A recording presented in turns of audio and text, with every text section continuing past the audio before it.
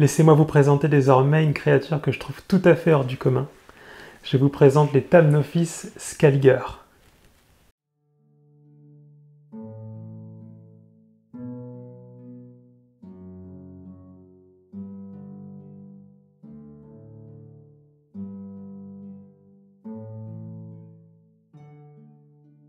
Thamnophis scaliger tient son nom de sa robe. En effet, scaliger en latin signifie échelle. Et comme vous pouvez le constater, la robe de notre Thamnophis scaliger ressemble à s'y méprendre à une échelle. Ces serpents vivent sur les hauts plateaux au Mexique à plus de 3000 mètres d'altitude. Ce sont des serpents dont on ne connaît vraiment pas grand-chose. Et croyez-moi qu'ils méritent qu'on s'y attarde. Ils ont en effet une attitude et un comportement complètement hors du commun. L'individu que je vous présente actuellement est une femelle, une reproductrice de l'élevage qui est âgée de 4 ans. Elle a bien entendu atteint sa taille adulte, qui est d'une quarantaine de centimètres environ. Autre information intéressante, le spécimen que je suis en train de vous montrer, comme tous les autres que j'ai à l'élevage, sont de la localité dite de Toluca. C'est un endroit au Mexique, d'où ils proviennent. Comme je vous l'ai dit précédemment, ces serpents, on ne connaît presque rien sur eux. En effet, l'altitude à laquelle on les trouve, ainsi que leur pays d'origine, le Mexique, où il y a assez peu de budget en matière scientifique, font qu'en réalité, très peu de monde s'est penché sur cette petite espèce absolument formidable. Pour ce qui est des couleurs, ces serpents arborent une robe tout à fait spéciale. Tout d'abord, on ne manquera pas de remarquer la rayure dorsale jaune vif qui parcourt le serpent depuis la base de la tête jusqu'au bout de la queue. De chaque côté de cette rayure dorsale se trouvent des taches de différentes couleurs qui oscillent du noir, du marron foncé au verdâtre. Enfin, pour ce qui est du ventre de Thamnophis scaliger, il est encore une fois assez particulier, puisque comme vous pouvez le regarder, il est de nouveau de cette couleur un peu verdâtre, mais avec plein de petites taches. Ce qu'il faut savoir, c'est que chaque individu possède une robe unique, qui en fait comme sa carte d'identité. Et votre but du jeu sera donc, lorsque vous les avez en captivité, pour les différencier, d'apprendre très vite à reconnaître certaines de ces différences. Une autre caractéristique du Thamnophis scaliger, comme vous pouvez le constater, c'est son calme, et c'est ce qui en fait un atout absolument incroyable. Très souvent, on dit qu'on peut les poser dans la main et qu'ils restent en place. Regardez comme cela est vrai.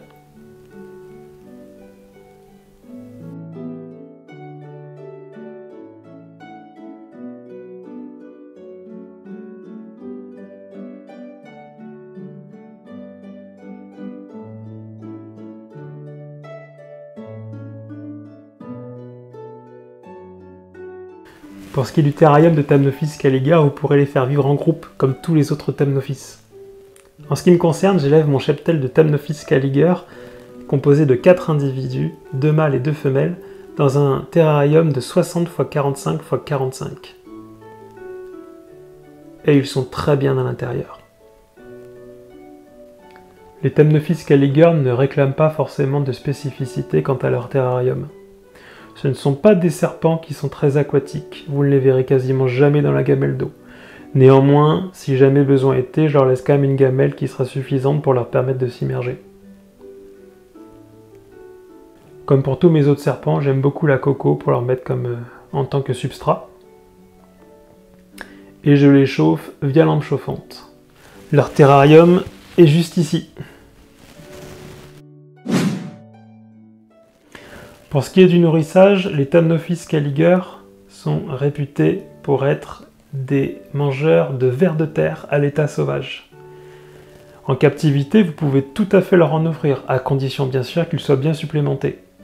Néanmoins, sachez que les Thamnophis scaliger mangent très bien les rongeurs.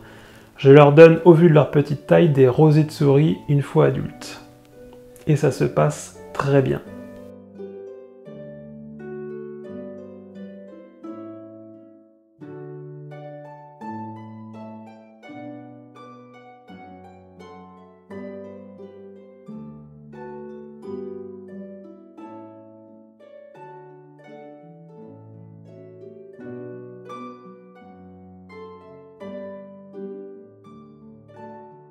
Comme pour tous les autres Thamnophis, au niveau de la fréquence, lorsqu'ils sont dans leur première année, je leur donnerai plusieurs fois par semaine. Lorsqu'ils sont adultes, comme c'est le cas ici, je ne leur donnerai qu'une à 2 fois par semaine, environ tous les 5 jours. En ce qui concerne la quantité, je leur donne à volonté, et c'est eux qui se gèrent. Les Thamnophis Scaliger d'ailleurs ne présentent pas de problème à ce sujet-là, et comme vous pouvez le voir, ils sont loin de souffrir d'obésité. Pour ce qui est de la préparation, je décongèle au préalable bien évidemment mes proies, et je vais les supplémenter avec différentes choses.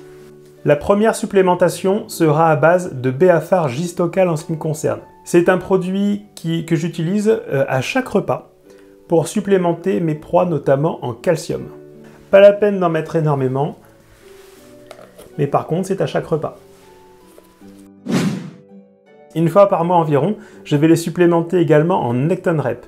Ceci est un complément multivitaminé duquel il ne faut évidemment pas abuser.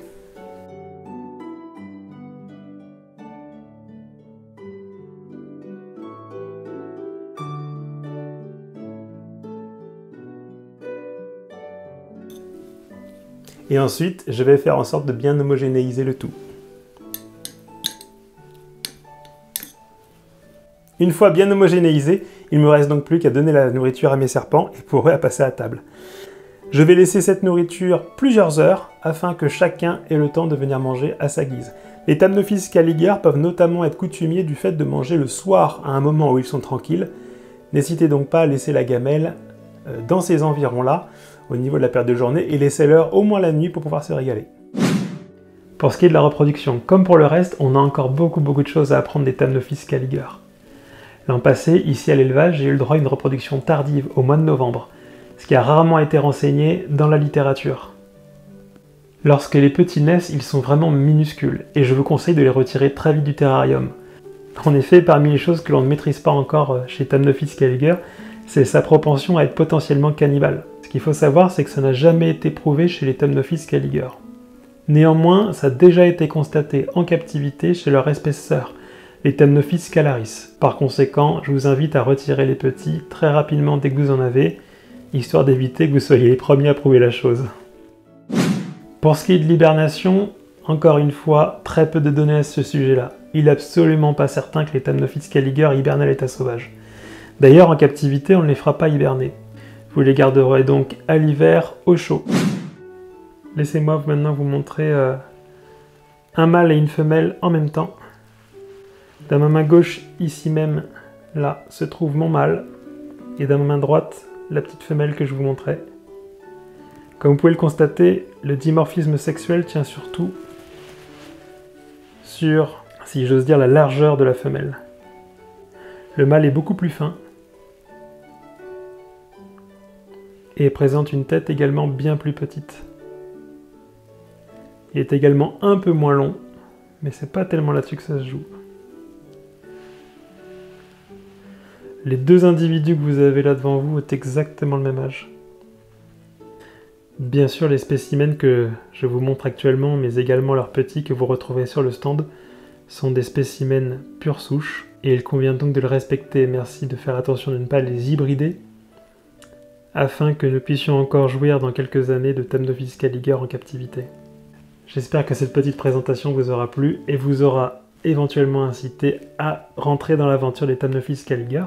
Si c'est le cas, n'hésitez pas à me demander de plus amples informations au niveau du stand, je serai ravi de vous répondre et de vous en dire plus sur ces petits serpents absolument incroyables. Regardez, c'est absolument magnifique. Merci beaucoup.